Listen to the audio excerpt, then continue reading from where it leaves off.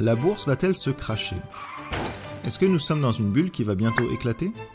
Est-ce que si j'investis en bourse, là, maintenant, je risque de tout perdre à cause d'un crash? Je pense que c'est la grande question et aussi la plus grosse crainte de tout investisseur, et à juste titre. Alors crash ou pas crash? On va essayer d'y voir plus clair dans cette vidéo.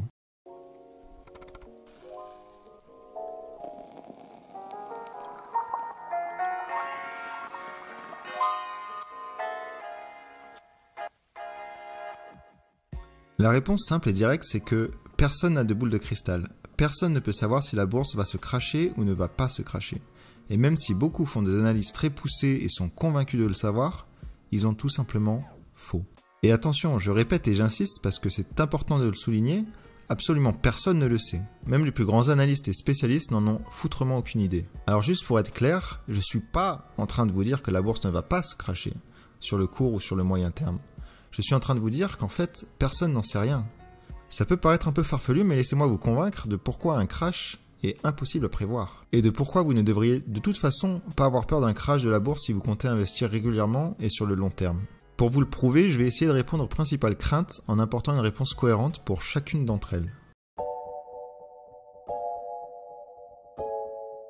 La première crainte, c'est que la bourse est en ce moment à son plus haut historique.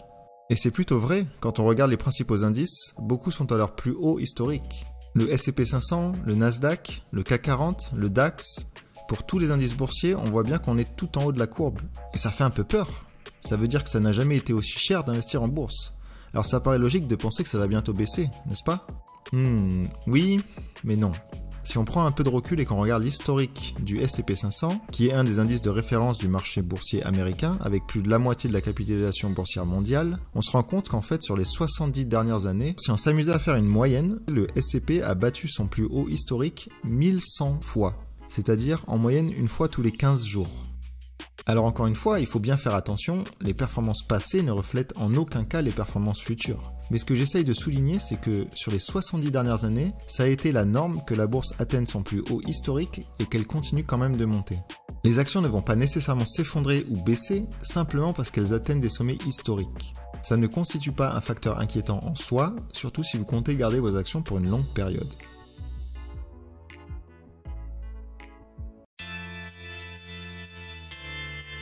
Oui, mais j'ai lu qu'en 2021, il va y avoir un crash.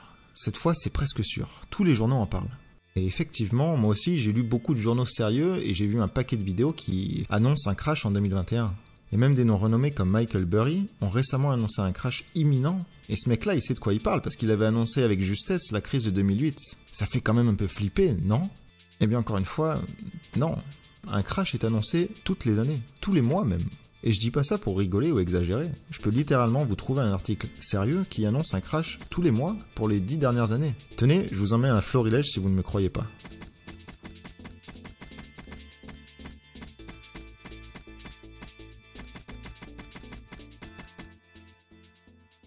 Et même pour Michael Burry, il a effectivement annoncé avec succès la crise de 2008, mais depuis il s'est régulièrement trompé en faisant des prédictions qui se sont révélées fausses. C'est pourtant quelqu'un de très intelligent et ses analyses sont de qualité, mais c'est tout simplement impossible de prédire avec justesse comment va réagir le marché à certaines informations et d'avoir raison de manière constante. Alors attention, encore une fois je tiens à le préciser, ça ne veut pas dire qu'il n'y aura pas de crash en 2021, puisque personne n'en sait rien.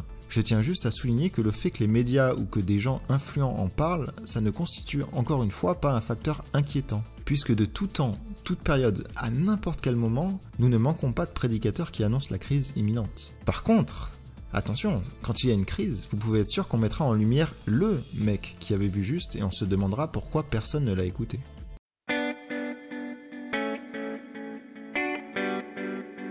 Bon, disons que vous n'êtes toujours pas convaincu. Vous pensez quand même qu'il y a de fortes chances que la bourse se crache dans les semaines ou dans les mois à venir. Très bien, vous avez peut-être tort, mais vous avez peut-être raison.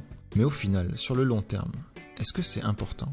Et par long terme, je parle ici d'un investissement pour plus de 10 ans. Déjà, on peut se demander quelles ont été les plus fortes baisses annuelles en bourse. En presque 100 ans, depuis 1928, il n'y a eu que 6 années où le S&P 500 a baissé de plus de 20% en une année et en dollars réels. En 1930, il a baissé de 23%, en 1931 de 38%, en 1937 de 30%, en 1974 de 33%, en 2002 de 23%, et en 2008 de 39%. Je suis pratiquement certain que vous vous attendiez à des baisses plus sévères et plus fréquentes, non? Et si on regarde seulement les crashs qui ont eu lieu après les guerres mondiales, on remarquera que 4 grosses baisses ont eu lieu. En 1973, en 2000, en 2007 et en 2020. Et à chaque fois, pour chacun de ces crashs, il a fallu moins de 8 ans pour que la bourse retrouve son plus haut historique. Ça veut dire que concrètement, même en étant le moins chanceux du monde et en investissant toutes ses économies dans le S&P 500 juste avant un crash boursier, on aurait quand même été rentable après 8 ans à chaque fois. Donc même en cas de crash, historiquement, si on compte investir sur le long terme, on peut dormir tranquillement, surtout si on continue d'investir régulièrement pendant que ça baisse. Et c'est d'ailleurs mon dernier point. Imaginons qu'on ait 10 000 € à placer. Malgré tous les arguments que je viens de donner, je peux comprendre qu'on ait un peu peur de placer ces 10 000 € d'un coup, juste avant un crash potentiel. Du coup, rien ne nous empêche de pourquoi pas diviser les 10 000 € en 20 et de faire un investissement automatique de 500 € tous les mois pendant 20 mois, soit presque 2 ans. Quand la bourse baisse, on investit 500 € et quand la bourse monte, on investit 500 €. Toujours la même somme, 500 € par mois, quoi qu'il arrive. Il y aura 2 scénarios possibles. Si la bourse augmente pendant cette période de 2 ans, on aura quand même fait une belle plus-value, surtout avec l'argent qu'on a investi au début. Et dans le cas contraire, si effectivement la bourse se crache pendant qu'on investit, j'ai envie de dire tant mieux. C'est comme les soldes, les investissements qu'on aura fait au milieu ou à la fin de notre période de 20 mois auront été beaucoup plus rentables quand la bourse remontera. Investir tout d'un coup est statistiquement plus rentable sur le long terme, mais investir petit à petit est la stratégie la plus sûre. Vous gagnerez peut-être moins qu'un investissement unique, mais vous dormirez plus tranquille, et ça, c'est le plus important. À la question « Est-ce que la bourse va se crasher ?», ça me semble important de le répéter encore une fois, absolument personne ne peut le prédire, et ceux qui vous font croire le contraire sont des charlatans. Dans cette vidéo, on a pu voir que la bourse atteint régulièrement son plus haut historique, et donc ça ne constitue pas un argument pour prédire l'évolution future de celle-ci. On a aussi vu qu'énormément de gens annoncent un futur crash régulièrement et qu'ils ont probablement de bonnes raisons de le penser. Mais ça ne devrait pas vous inquiéter plus que ça puisque cette prédiction est souvent mise en avant et se révèle être fausse. Et même si dans de rares cas une prédiction de crash s'avère être juste, ce n'est finalement qu'une question de probabilité. Le jour où il y aura effectivement un crash en bourse, on pourra facilement retrouver une prédiction qui a été faite quelques jours ou quelques mois plus tôt. Et si la bourse venait finalement à se crasher, on a pu voir qu'historiquement c'était qu'une question de temps avant qu'elle retrouve son niveau d'avant. On a pu voir que sur les 50 dernières années, il a fallu à chaque fois moins de 8 ans pour retrouver le niveau d'avant. Et enfin, si vous avez quand même peur de mettre toutes vos économies dès maintenant en bourse, rien ne vous empêche de le faire de manière plus lisse sur plusieurs mois, voire même plusieurs années. En cas de crash, vous pourriez continuer à investir et acheter plus d'actions pour moins cher. J'aimerais quand même vous rappeler qu'investir en bourse comporte des risques de perte en capital et que globalement tout ce que je raconte ici n'est qu'une réflexion et un avis personnel. Si mon contenu vous plaît, n'hésitez pas à me le faire savoir en laissant un pouce bleu ou un commentaire. Vous pouvez aussi supporter la chaîne en vous abonnant. Et si vous décidez d'investir en bourse et que vous cherchez à ouvrir un compte titre, je vous recommande de jeter un œil à mon comparatif des meilleurs brokers disponibles. Je vous mets un lien en haut de la vidéo. À la fin de ce comparatif, je recommande personnellement le broker Trade Republic qui a une application ergonomique et des frais parmi les plus bas du marché.